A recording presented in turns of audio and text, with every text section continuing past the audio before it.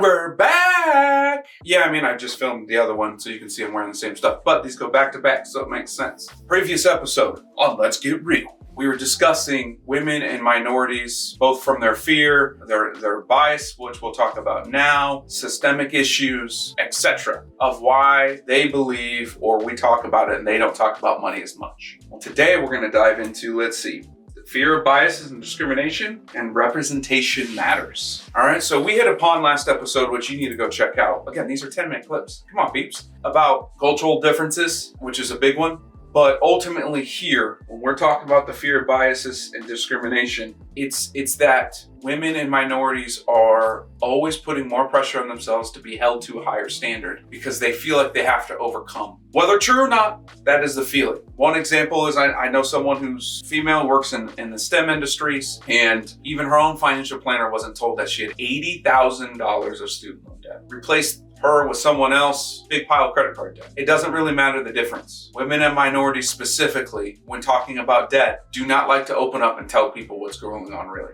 truly. Because they don't want to be looked at as lessers. They don't want to be discriminated against when it comes to getting loans. And third, they're supposed to be successful inside their families. And if they're the ones that went to college, debt shouldn't be on their mind. They should be giving it back, which we did hit upon last episode with the cultures. And the fear's legit. It's out there. And why is that? There's some research out there that women carry 2/3 of the nation's student loan debt. Why?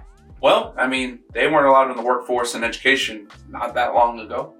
Two, they typically are the ones taking care of the children, leaving their careers, going to school at the same time, or going back to school and doubling down on it. And that's just a couple of the reasons. Now you think to yourself right now, all the women in your world, are they holding on to this burden? This burden of actual financial debt, or this burden of debt of not being able to speak openly without the fear of discrimination or bias or judgment? Think through that.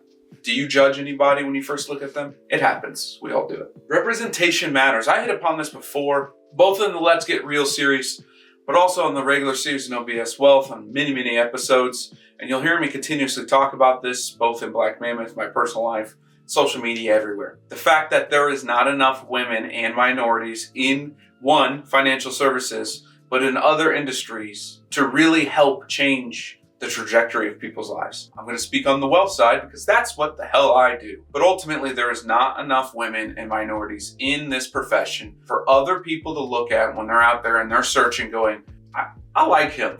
You know, Stowey's a good dude. I want to be like him if I'm a kid. I want to work with him if I'm an adult.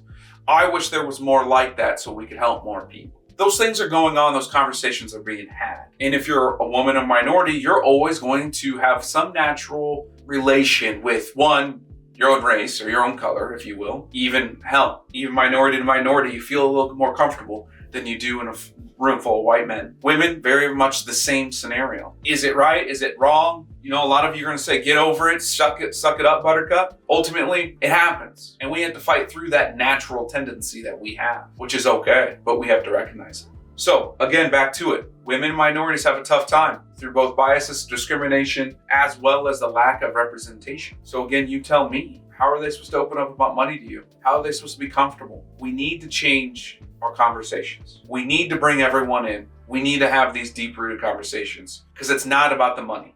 It's not about the dollars. It's about how people treat others, how people care, and their emotions when it comes to all of this, because that dictates where the money goes.